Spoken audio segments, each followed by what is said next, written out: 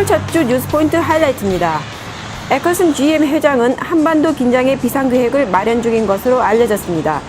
한반도의 위기가 지속되면 장기적으로 한국 공장을 이전할 가능성을 암시하고 있습니다. 미시간 크로그 냉동 피자가 리콜됐습니다. 어떤 제품이 리콜됐는지 알아봅니다. 보트와 스노우모빌의 음주운전 단속을 강화하는 법안이 미시간 의회에서 상정됐습니다. 미시간 매키낙 다리의 자폐증 캠페인의 일환으로 지난 2일 저녁 시간 일제히 파란불을 밝혔습니다. 시민들의 안전을 지켜야 할 의무가 있는 디트로이트 경찰이 강도를 지휘한 혐의로 기소됐습니다. 현대 기아차가 미국에서 190만 대가 리콜됐습니다. 브레이크 등 스위치 또는 에어백에 결함이 있는 것으로 알려졌습니다. 미국 전문직 비자가 닷새 만에 신청 마감됐습니다. 이 비자는 추첨을 통해 발급자를 선정했습니다. 박문재 박사의 의학상식과 의경홍 원장의 물리치료를 보내드립니다. 시청자 여러분 안녕하십니까? 댄 에커슨 제너럴 모터스 회장은 4일 북한의 위협으로 조성된 한반도의 긴장과 관련해 한국 직원들을 위한 비상계획을 마련하고 있다고 밝혔습니다.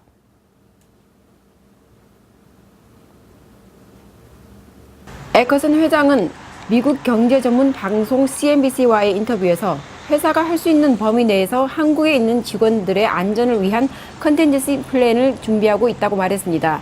하지만 그는 비상계획을 넘어서는 생산기지 이전은 어렵다고 강조했습니다. 에커슨 회장은 한반도 상황이 계속해서 심각하면 장기적으로 생산기지 이전을 생각할 수 있느냐는 질문에 그것이 타당하다고 답변했습니다. 월스트리트 저널 인터넷판은 이날 에커슨 회장의 인터뷰를 전하면서 현실적으로 한국의 공장을 다른 곳으로 이전하기가 쉽지 않지만 GM의 최고 경영자가 공장 이전 가능성을 언급했다는 점에서 주목된다고 밝혔습니다. 월스트리트 저널은 GM이 한국에 있는 생산기지를 대체할 공장을 건설하려면 막대한 비용과 오랜 시간이 필요하다고 덧붙였습니다. GM은 한국에서 세 번째로 큰 자동차 생산업체로 5개 공장이 있으며 1만 7천 명의 직원을 고용하고 있습니다. 연간 140만 대 이상의 자동차를 한국에서 생산하고 있으며 이 중 130만 대 정도를 유럽과 미국으로 수출하고 있습니다. 에커슨 회장은 한국은 글로벌 생산에서 매우 중요한 곳이라면서 한반도에서 어떤 사태가 발생한다면 GM뿐만 아니라 산업 전반에 영향이 미친다고 밝혔습니다.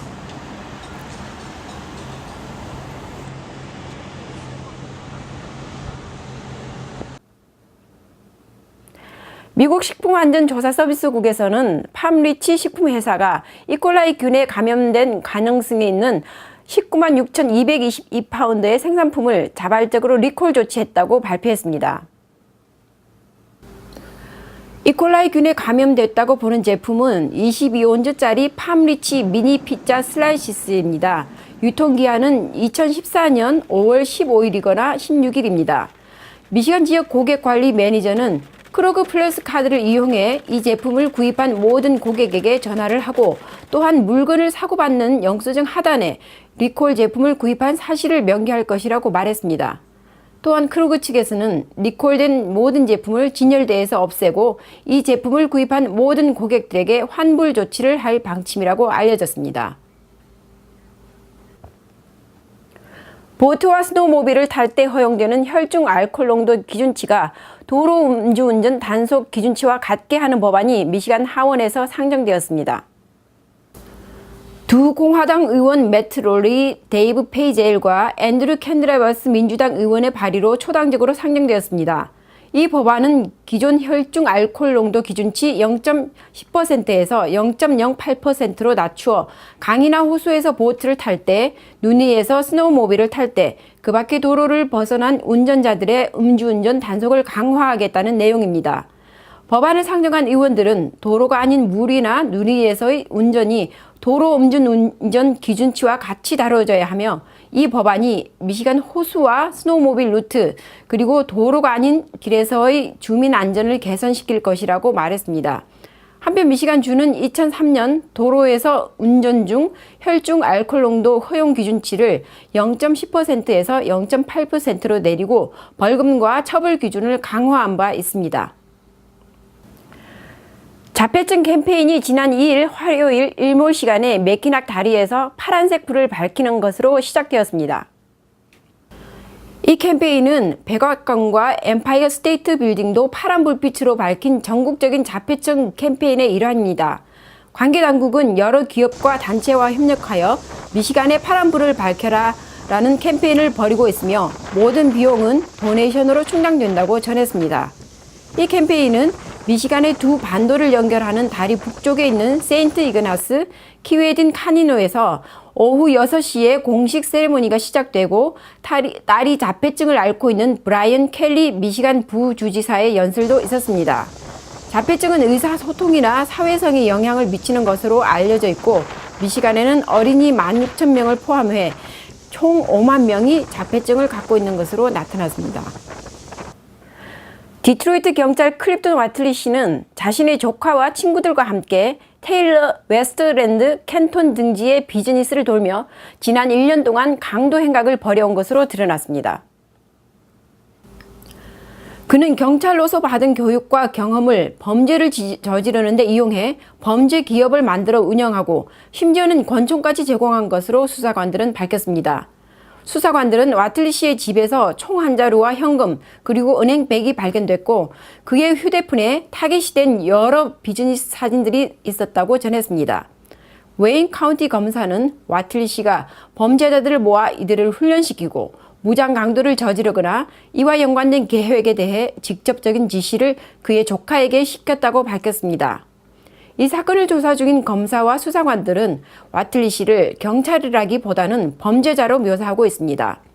와틀리 씨는 2건의 무장 강도, 2건의 은행 강도, 1건의 범죄 기업 운영, 3건의 불법 연금, 불법 총기 소유 혐의로 기소됐습니다. 그는 현재 디트로이트 경찰관으로서 직무 해지 상태이고 혐의가 인정되면 종신형을 감옥에서 살게 됩니다. 3일 현대자동차와 기아자동차는 미국에서 판매된 차량 190만 대를 브레이크 등과 스위치 또는 에어백 결함으로 리콜한다고 밝혔습니다. 리콜되는 차량은 2007년에서 2011년에 생산된 제네시스 쿠페, 산타페, 소나타, 투싼, 페라크루즈 등 현대차 모델과 옵티마, 론도, 세도나, 소렌토, 소울, 스포티지 등 기아차 모델입니다. 리콜 차량 대수는 현대차가 105만 9,824대, 기아차가 62만 3,658대입니다. 리콜 이유는 브레이크 등 스위치 결함 때문인 것으로 알려졌는데 현대 기아차는 리콜 대상 차량 소유자들에게 이를 통보하고 오는 6월부터 브레이크 등 스위치 등을 무상 교체해줄 방침입니다. 이와 별도로 2011년에서 2013년에 생산된 현대차 엘란트라는 사이드 에어백이 부풀어 오르면 브레이킷이 느슨해지고 탑승자들에게 부상의 위험이 있어 리콜 대상에 포함됐으며 리콜 대상 차량은 18만 6,254대입니다. 미국 안전규정 당국은 브레이크 등 스위치 불량으로 운전자가 페달을 밟아도 브레이크 등이 켜지지 않거나 제동장치를 밟을 때 크루즈 컨트롤이 꺼지지 않는 등의 결함이 발견됐다고 밝혔습니다. 미국 정부가 외국인 전문직 종사자에게 발급하는 전문직 비자 H-1B의 올해 신청자 접수가 닷새 만에 마감됐습니다. 미국 이민서비스국이 지난 1일부터 시작한 올해 분 H-1B 비자 신청 접수가 지난 5일 마감됐습니다. H-1B 비자는 학사학위를 갖고 있는 외국인이 미국 기업에서 3년간 한시적으로 취업할 수 있는 비자로서 6년까지 연장이 가능합니다. 이민서비스국은 이와 함께 석사학위 이상 소지자를 대상으로 별도 배정된 2만 개의 비자 신청 접수도 모두 마감됐다고 밝혔습니다. 특히 신청자가 쇄도하면서 지난 5일까지 접수한 신청서가 올해 발급 한도를 넘어서 컴퓨터 추첨을 통해 최종 발급자를 선정하기로 해 일부는 낙방의 고배를 마실 수밖에 없게 됐습니다. H-1B 비자 발급자 선정을 위한 컴퓨터 추첨은 지난 2007년, 2008년에 이어 세 번째로 최근 경기 회복과도 무관치 않은 것으로 해석됐습니다. 이와 관련해 이른바 초당적 이민개혁 8인 그룹으로 불리는 민주, 공화 상원 의원들은 전문직 비자 발급 한도를 갑절로 늘리는 방안에 최근 합의한 것으로 알려졌습니다. 인텔, 구글 등 미국 IT 기업들은 재능 있는 외국 학생들이 미국 업체에 취직해 기술을 배운 뒤에 비자가 없어 귀국하는 경우가 많다면서 전문직 비자 발급 한도를 늘려줄 것으로 요구하고 있습니다. 박문재 박사의 의학 상식을 보내드립니다. 안녕하십니까. 저 박문재입니다.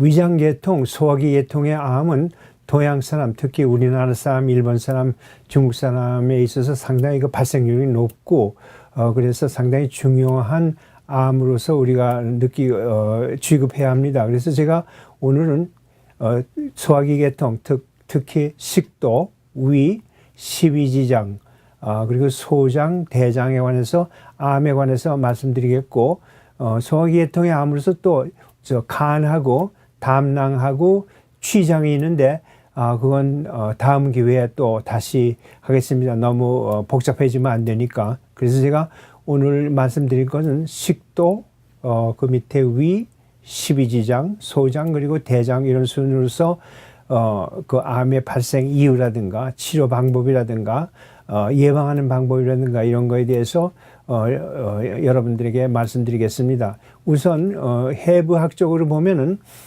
소화기계통은 여기 식도에서 입에서부터 식도에서 시작해가지고 이렇게 돼서 위로 되고 위로 들어가가지고 이 부분을 갖다가 십이지장이라고 하고 십이지장에서 이제 소장으로 들어가가지고 있다가 소장에서 대장으로 이렇게 합니다. 대장이 여기서부터 시작해가지고 이제 그 어펜딕스 맹장인데 대장으로 이렇게 해가지고 삥 한 바퀴 돌아가지고 내려가지고 직장으로 해가지고 항문으로 나가게 됩니다. 그래서 제가 식도에서 시작해가지고 여러분한테 간단히 설명을 해드리겠습니다.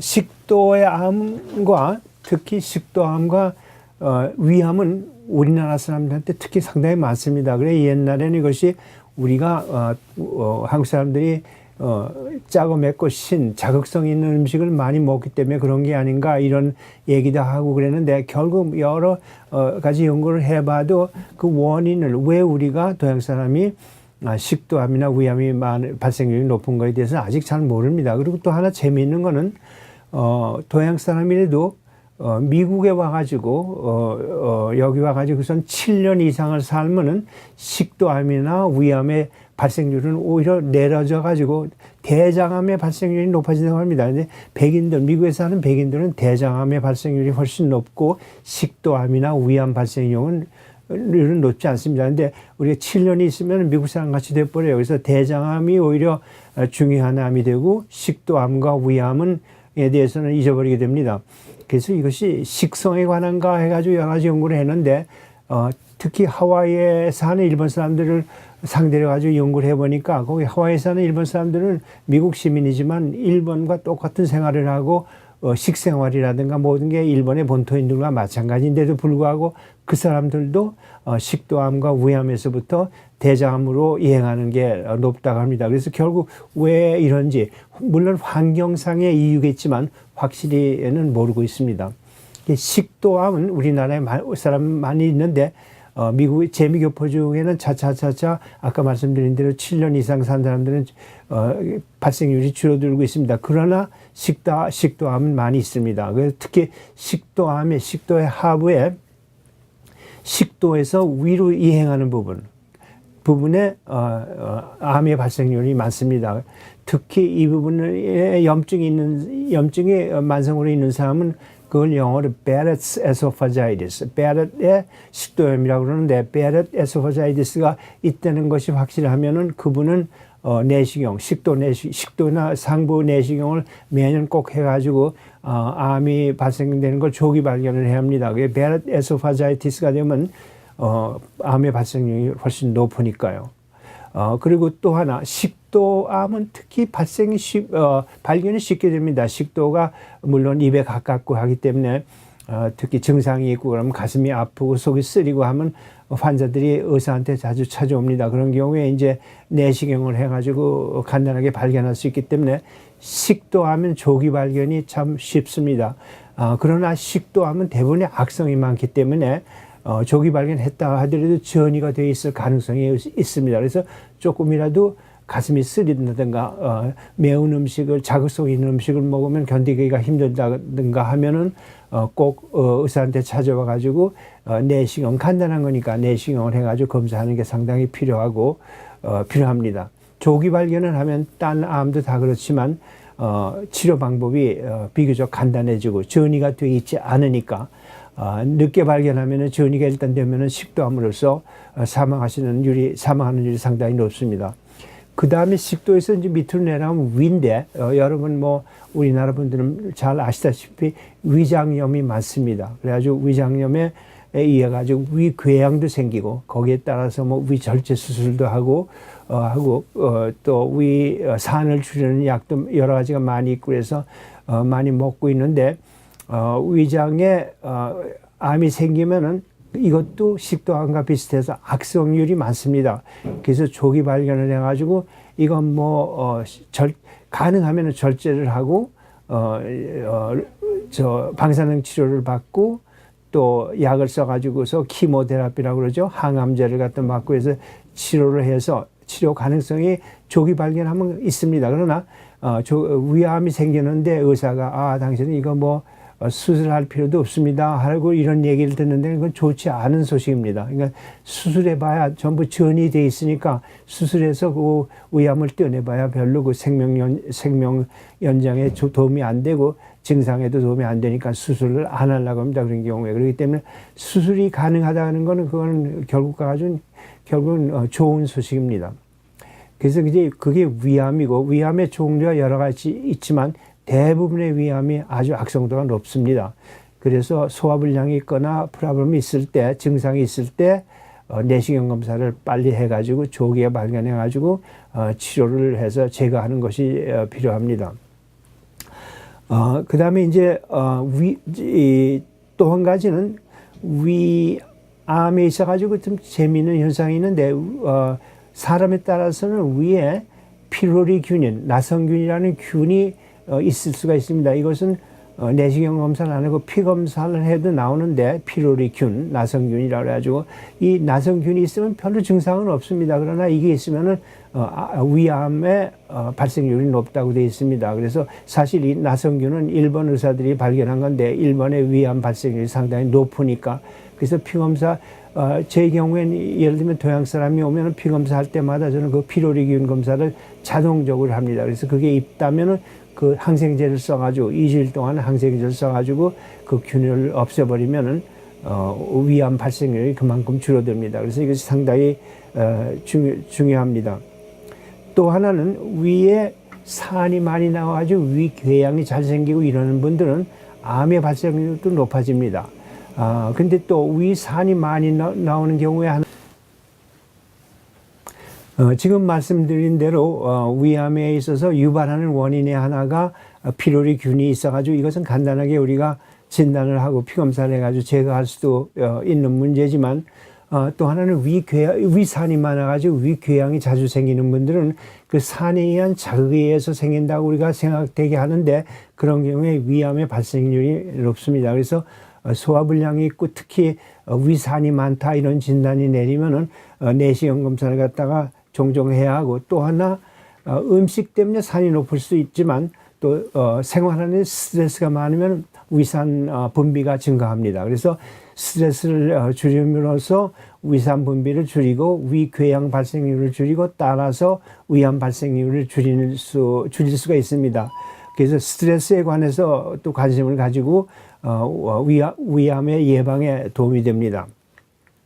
그래서 위암의 증상은 뭐냐면 소화가 잘 안 된다. 물론 그런 거 있고 배가 아프다 이런 말이 있고 또 체중이 줍니다. 암이 있으면. 그래서 체중을 갖다 관심을 가지고 보고 또 아까 말씀드린 대로 어떻게 피로리균이 있나 없나를 알아가지고 있는 경우에는 간단하게 2주일 동안 항생제 2가지를 먹으면 되니까 그러고 또 진단에 식도암도 아까 말씀드린 대로 위암도 진단 발견하기가 비교적 쉽습니다. 그 이유는 내시경이 간단하게 되니까. 그래서 이 근처에는 특히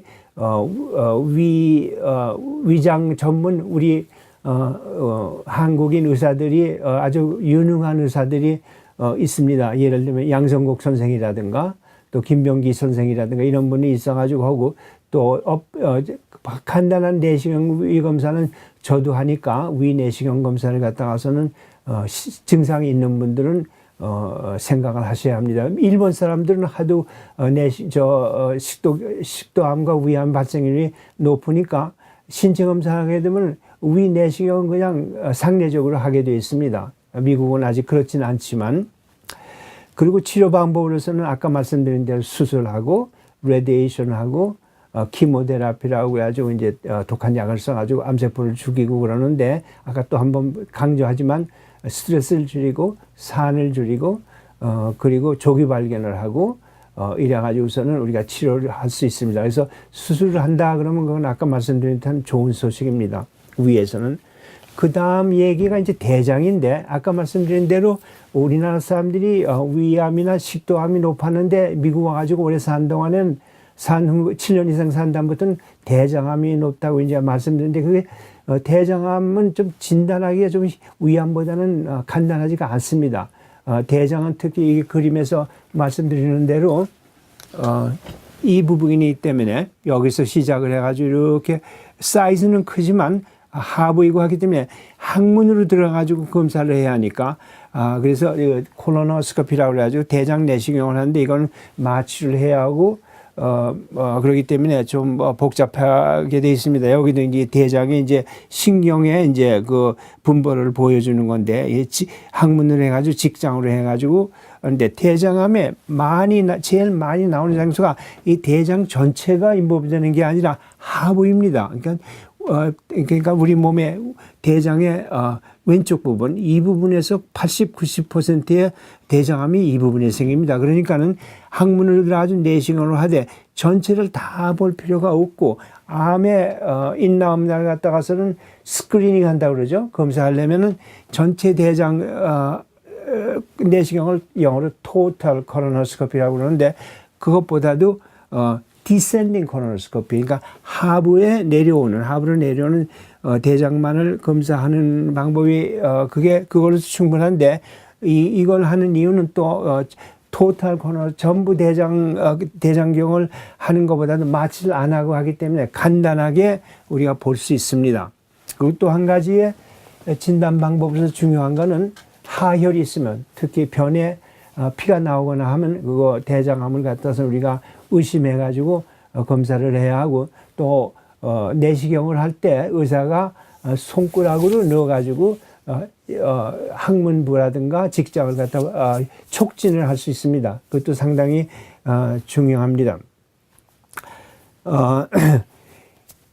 그리고 이 대장암이 이제 우리 재미교포 중에서 아까 말씀드린 대로 자꾸 발생률이 증가하고 있는데 그래서 증상이 이제 아랫배가 아프고 하혈이 대변에 출혈이 있고 또 체중이 줄어들고 이런 게 있고 또 하나는 이 대장암이 가족 연결 사항이 많습니다. 가족에 암이 많이 발생하는 그런 가족인 경우엔 대장암이 유전은 아니지만 패밀리 텐던시라고 그래가지고 대장암 발생하는 가족에 대장암 발생하는율이 높습니다. 그래서 부모님이라든가 친척에 대장암이 발생하신 분이 있으면은 대장암에 대한 관심을 많이 가져야 합니다. 여기에서도 아까 말씀드린 위암의 경우에 피로리균을 피검사로 하다시피 대장암에도 우리가 피검사를 해가지고 스크리닝 미리 발견하는 방법이 있습니다.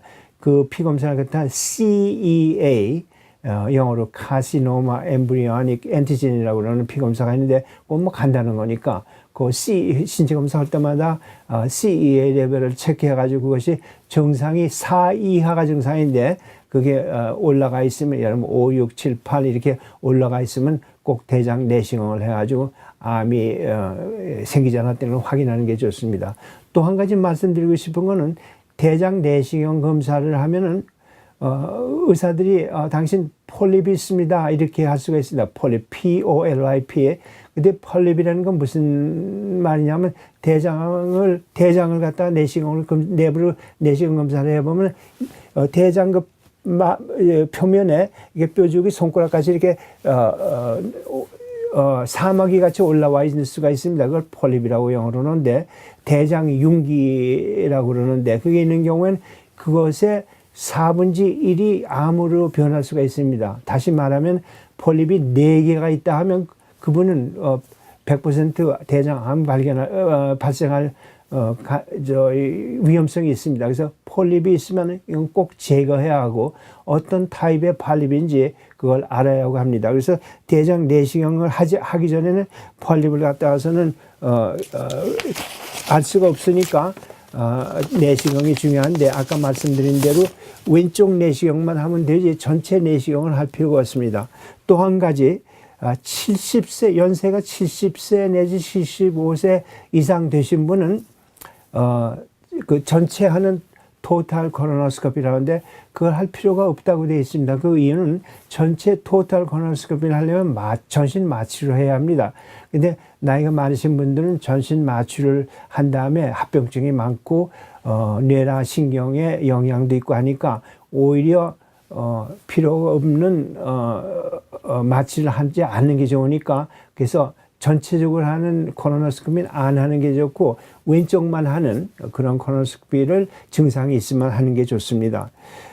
치료에 관해서는 대장암의 치료에 관해서는 물론 대장은 기니까 튜브로 돼 있으니까 그 부분을 갖다가 절제하고 다시 이렇게 꼬매면 좋은데 전이가 안 돼 있다면 전이가 돼 있으면 암을 제거하고 전체 방사능 치료를 받아야 하고 또 독한 약을 써가지고 키모테라피라고 약품을 써서 치료를 받아야 합니다.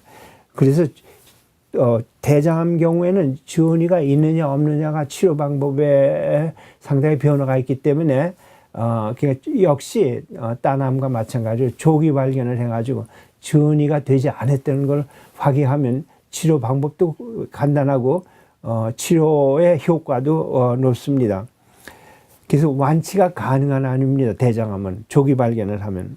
다 이제 한마디 제가 말씀 또 드리고 싶은 거는 음식하고의 관계가 있습니다. 대장암의 발생률이. 그건 무슨 얘기냐면 음식을 우리 동양 사람들은 비교적 괜찮습니다. 하이파이버 다이어트라고 하죠. 야채류. 야채를 많이 먹는데 미국 사람들은 야채를 많이 안 먹기 때문에 변양도 줄고 작고 또 대장암의 발생률이 높습니다. 그래서 야채를 갖다 많이 드시는 게 대장암을 방지하는 데 도움이 됩니다. 그리고 아까 말씀드린 대로 주기적으로 그 피검사, CEA 검사도 하고 또 직장경이나 대장경 검사도 그러니까 왼쪽만 하는 거 하고 조금이라도 의심이 있으면 전체를 다 봐야죠. 그런 경우에는 토탈 코로노스코피 마취해가지고 하는 전체 대장경을 하는데 아까 말씀드린 대로 70세 이하 되신 분은 되도록이면 그걸 피하는 게 좋습니다. 그래서 그리고 또 한 가지는 대장암이나 위암, 이 소화기 계통의 암의 발생률이 남자가 여자보다 배 이상으로 더 높습니다. 그렇기 때문에 남성의 경우에는 특히 더 여성보다도 신경을 쓰시고 검사를 하시고 이래야 합니다. 그리고 자기 자각 증상을 느낀 경우에 그것을 명심하고 또 피검사를 해서 간단히 우리가 스크리닝 할 수 있는 거니까 그것도 하고 이래가지고 우리가 조기 발견에 노력을 해야 하고 또 암의 발생에 도움이 안 되는 예를 들면 너무 음주를 많이 한다든가 또 야채를 많이 안 먹는다든가 또 너무 스트레스가 많은다든가 너무 자극성 있는 음식을 많이 드신다든가 이런 것을 우리가 피해야 하고 흡연의 문제에 관해서는 아직도 완전히 그 연관성이 알려져 있지 않습니다. 담배를 많이 피면은 위암이나 식도암이나 장암이 대장암이 증가하지 않느냐 이런 말이 있지만 과학적으로 아직 그것이 입증된 것은 없습니다. 아직까지는. 감사합니다. 위암에 관해서 아까 말씀드린 대로 우리나라 사람들이 발생률이 높고 미국에 오면 좀 줄어들지만 그래도 발생률이 높고 그런데 이제 위암의 경우에는 위궤양이 먼저 오는 수가 많이 있습니다. 아까 말씀드린 대로 스트레스를 심하다든가 음식을 너무 자극성 있는 음식을 많이 먹는다든가 또는 가족 역사, 위암의 역사가 있다든가 이런 분들이 있는데 위암은 내시경을 하면 간단히 알 수가 있습니다. 그래서 내시경을 들여다보면 여기 모형과 같이 식도를 해가지고 여기 식도 하부에 빨갛게 되어 있죠. 여기 식도의 암은 이 부분에 맞습니다. 위하고 이행 부분에.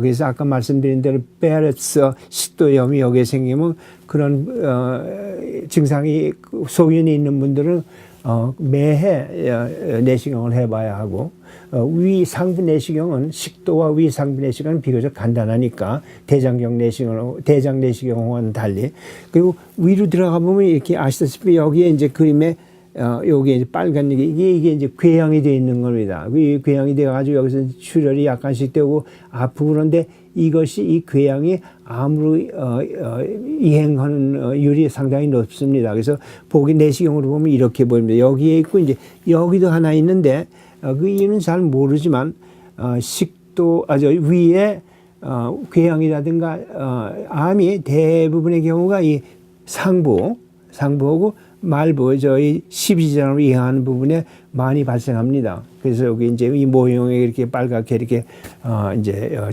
보여주고 있습니다. 어경홍 원장이 물리치료를 시작하시겠습니다. 네, 안녕하십니까. 재활물리치료센터 원장 어경홍입니다. 오늘은 여러분들이 일상생활에서 흔히 겪을 수 있는 팔굽의 통증을 유발시킬 수 있는 질환에 대해서 알아보겠습니다. 여러분들이 흔히 알 수 있는 또 많이 겪고 있는 그 테니스 엘보라든가 또 골퍼스 엘보 그것들이 굉장히 흔한 질환이고 그 외에 다른 것으로서는 활액낭염이라고 하는 버사이티스 또 큐비탈 터널 신드롬 나중에 알아보겠습니다만 그 다음에 디스탈 바이셉스 텐더나이티스 또 그 외에 프랙처 골절 등이 이 엘보의 팔굽의 통증을 유발시킬 수 있는 질환으로 흔히들 알려져 있습니다. 먼저 에피콘달라이티스 혹은 상과염이라고도 하죠.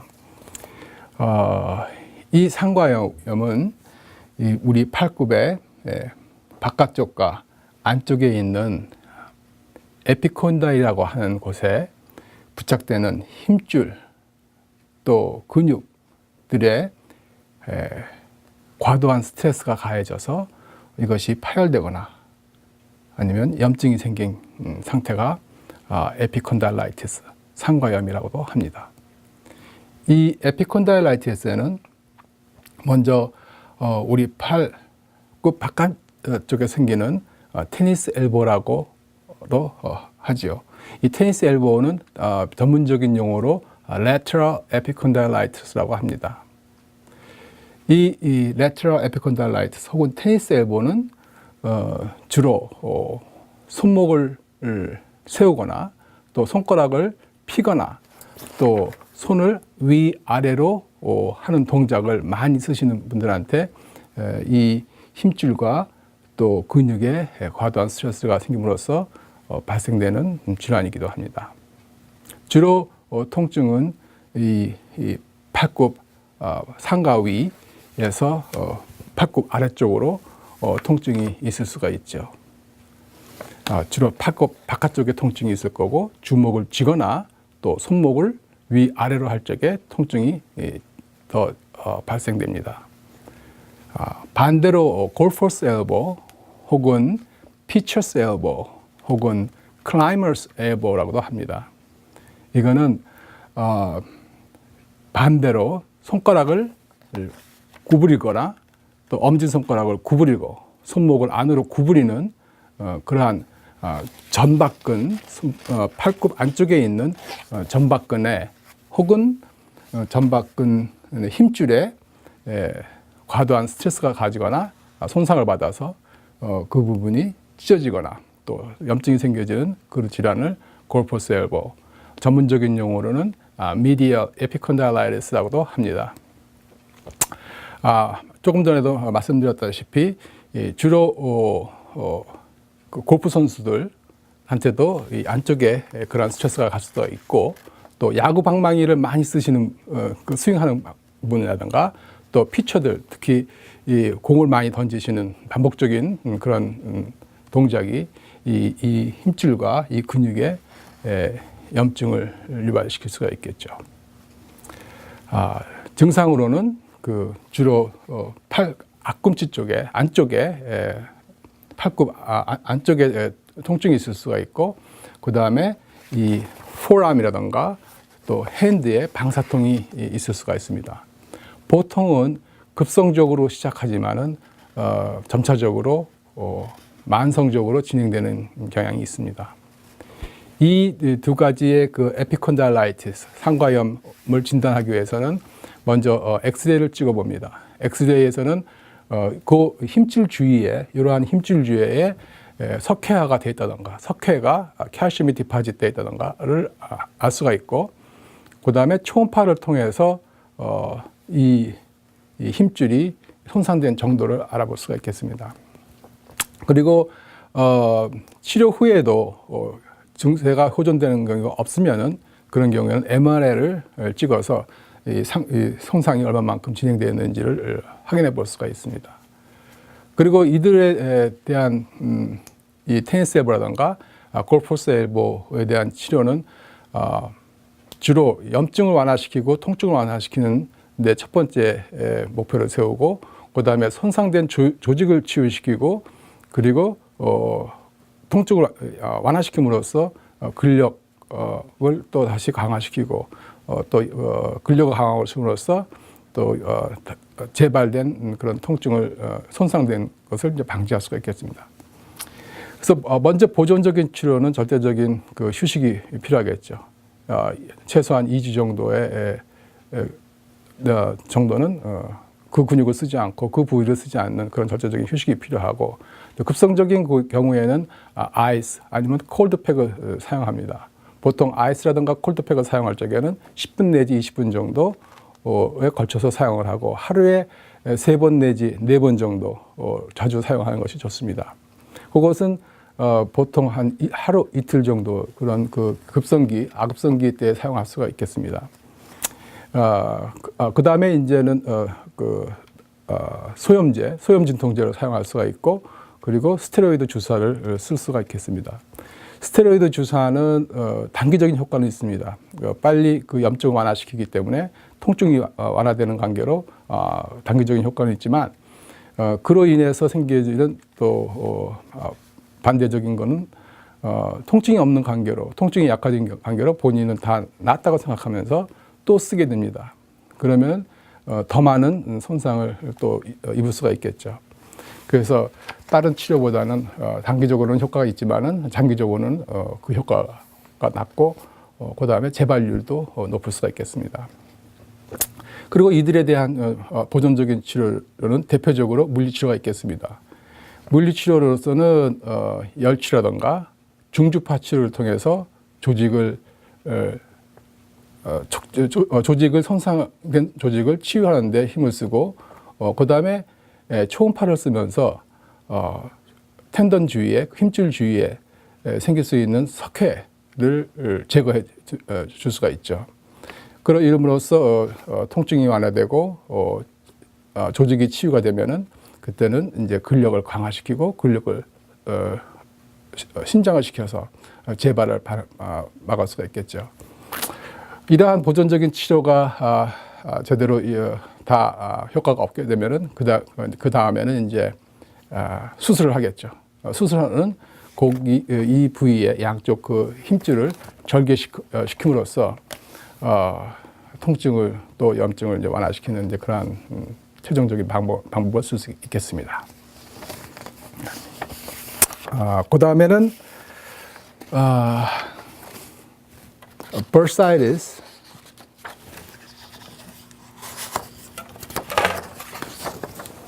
혹은 활액낭염이라고 알려져 있는 질환입니다. 우리 그 엘보 뒤쪽에 팁에는 관절의 손상을 보호하기 위해서 이러한 벌사라고 하는 물주머니 같은 작은 쿠션이 있습니다. 근데 원인은 주로 팔굽을 많이 사용하는 직업을 갖고 있거나 아니면 인ju리로 인해서 부상을 입었거나 그렇게 되면은 이 bursa 물줄 무늬에 염증이나 부종이 생기겠죠. 증상은 주로 요 부위가 빨갛게 되어 있거나 아니면은 따뜻한 온열감도 있을 수 있고 그리고 이런 자결통, 통증이 있을 수가 있겠습니다. 마찬가지로 치료는 급성적일 경우에는 절대 안정을 하고 팔굽을 하는 것을 제한을 하고 그리고 아이스팩이라든가 아이스 마사지를 하겠죠. 똑같이 한 10분 정도, 20분 정도를 쓸 수가 있고 하루에 3번 내지 4번 정도 쓸 수가 있겠습니다. 그 외에 코리전 샷, 또 소염 진통제를 통해서 증상을 완화시킬 수가 있고 또 아까도 얘기했지만 그런 물리치료를 통해서 이러한 증상을 완화시킬 수가 있겠습니다. 예방하는 방법으로서는 엘보 패드를 사용해서 엘보 랩이라든가 엘보 패드를 통해서 재차 발생될 수 있는 손상을 미리 방지하자는 거죠. 그 다음에 큐비탈 터널 신드롬입니다.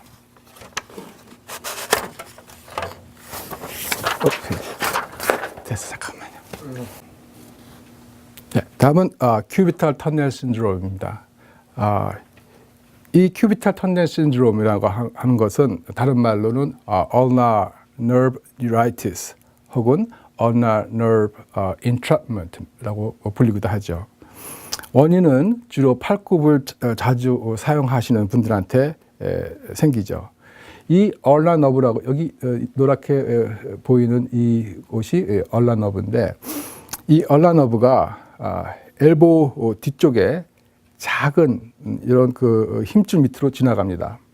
그러면 팔굽을 자주 쓰던가 아니면은 이 부위에 스트레스가 많이 가게 되면은 이런 외상으로 인해서 ulnar nerve가 눌리게 됩니다.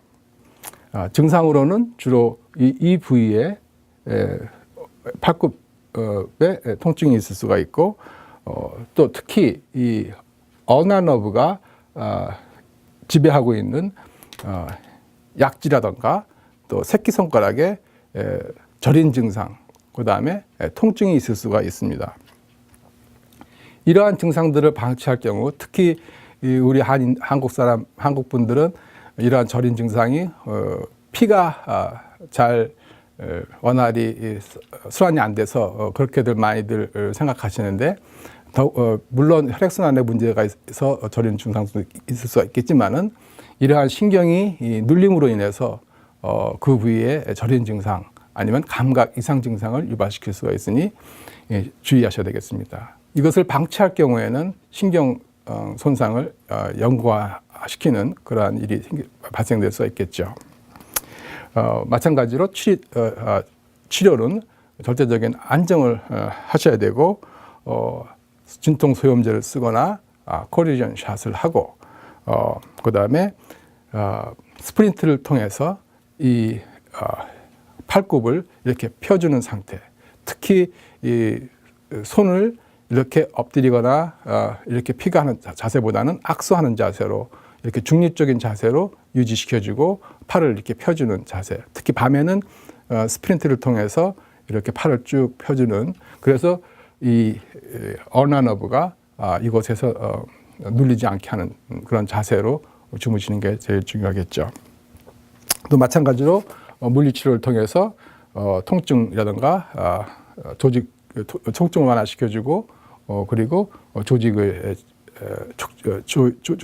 치유시켜주는 그런 것을 치료할 것이고, 그 다음에 또 마찬가지로 근력 강화를 시켜줄 것입니다.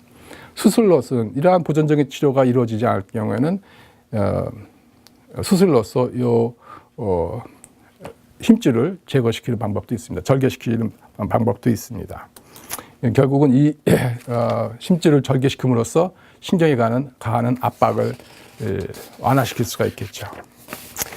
결론적으로 말씀드리자면은 이러한 그 팔굽 증상은 주로 팔굽에 가해지는 스트레스를 줄이고 손과 손목을 많이 쓰는, 반복적으로 많이 쓰는 그러한 동작을 피해야 해주고 만약에 그 일에 종사하고 계시다면은 또 그러한 스포츠를 하고 계시다면은 적당한 휴식도 필요하고 그 근육을 이완시켜주는 그런 자세 또 향후 그러한 재발을 막기 위해서 근력을 강화시켜주는 그러한 방법을 쓰는 것이 좋겠습니다.